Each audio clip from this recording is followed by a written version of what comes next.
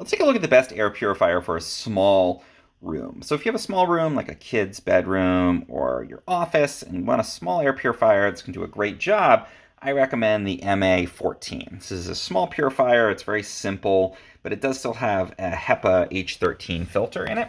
So it's quite powerful, quite good at removing smoke and dust and animal dander and allergens from a small room. And it's really designed for those rooms up to maybe 100, 150 square feet. It's going to do a great job in that kind of space. Now, another option to consider for your small room, this is the Aris air purifier. And what I like about this one is that it's very quiet.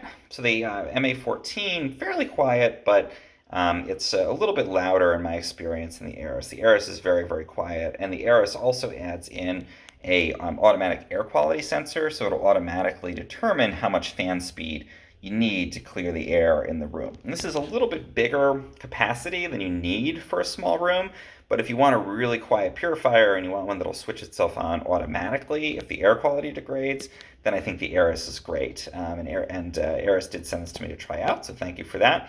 Overall, though, I think for most small rooms, the Purifier MA14 is going to be a really great option.